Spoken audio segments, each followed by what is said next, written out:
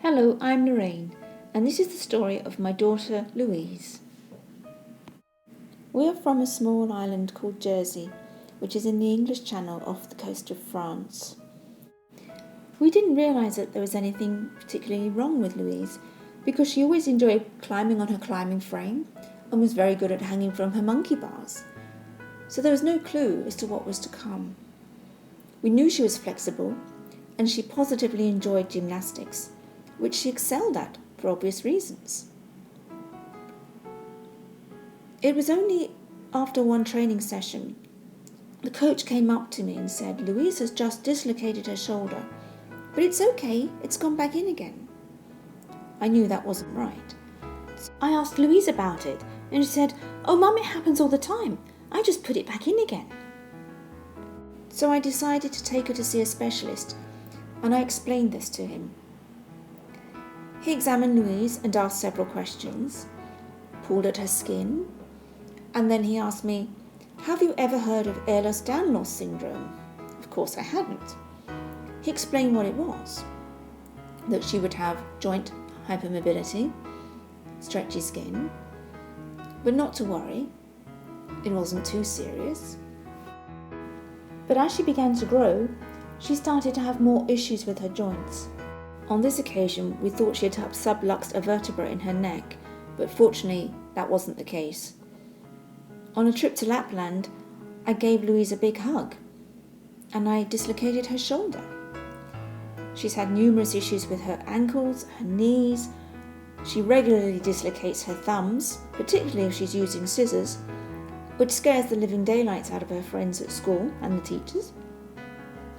But she was beginning to lead a relatively normal life. We had to. Everything couldn't stop because she dislocated joints. Her friends learnt to be careful and not to do any sudden moves, because it was when she was not prepared for a move that something would happen. If she was engaged in a physical activity, she was fine, because she knew it was going to happen. She's very musical. She plays the piano, she plays the saxophone, she's teaching herself how to play the ukulele. Shows she was leading a full life, but with restrictions. Unfortunately, by now, Louise had had to give up gymnastics because she couldn't trust her body and she was beginning to have injury after injury. By Christmas 2013, Louise was in a wheelchair. She had torn a ligament in her foot, and because of her weak shoulders, she couldn't use crutches. She was in the wheelchair for over 3 months. It was this time we were beginning to worry about her future, and this was compounded when she dislocated her shoulder again, this time by pushing herself up from the floor from a seated position. How was she going to manage in the future if she's going to continually injure herself by doing the most mundane things? We knew we had to do something, but we didn't know what to do. She was missing so much time from school, with injuries to her shoulders, her spine, her thumbs, and she had repeated muscle spasms. It couldn't go on like this. We thought our only option would be to consider homeschooling so Louise would not miss more education. It was around the same time I was looking at the Ehlers-Danlos Facebook page, when suddenly this appeared in my news feed. Treatment of joint hypermobility syndrome, including Ehlers-Danlos syndrome, with Hackett Prolotherapy. I've never heard of this, so I went to the journal page and I read the piece. I could not believe what I was reading. Here was a doctor who was treating patients with Ehlers-Danlos syndrome using injections of just a sugar solution and getting amazing results. I hardly dare believe it could be true. I then went to Caring Medical's website and read even more about prolotherapy. I started to get angry. Why did we not know about this treatment that could help so many people? It was clear that Dr. Hauser knew about Ehlers-Danlos, as he'd been treating patients for over 20 years. And so he knew that it worked. I made up my mind then. Louise was going to go to Chicago and she was going to have prolotherapy.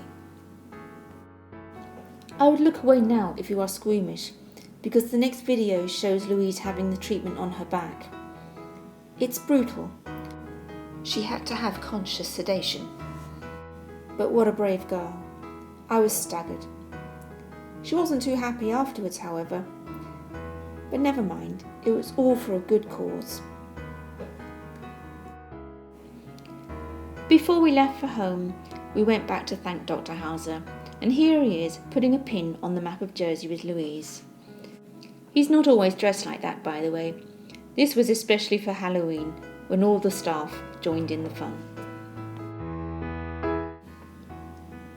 A couple of days later, after she's recovered, Louise is finally able to enjoy her life. She's discovered aerial, a chance for her to really enjoy her gymnastics in a more controlled and safe way. She's still able to use her flexibility. But she said to me, "Mum, if I hadn't have had prolotherapy, there's no way I could be doing this. Look at the beating her shoulders take. Her strength has enormously improved, and she is enjoying herself. Her confidence has changed. She's a different girl. She's absolutely enjoying everything." And this wouldn't be true if we hadn't been brave enough to try prolotherapy, if we hadn't received the amazing welcome we had in Chicago. Thank goodness for Dr. Hauser. That's all I can say. If any of you are wondering, maybe I should try prolotherapy, please do not hesitate. It will change your life. I didn't expect the change to be so dramatic for Louise. I didn't dare hope that it would be, but it was. Since her course of treatment last November, Louise has not had any time off school due to body issues, and we haven't had to visit the emergency room. The improvement in her life has been so dramatic that we are now able to start getting her scoliosis treated using intense physiotherapy and exercise. But we are going to be back in Chicago in the summer, where Louise will continue her prolotherapy treatment, and things can only get better. If you'd like to know more about Louise's story, then please feel free to contact me through Dr. Hauser. Thank you.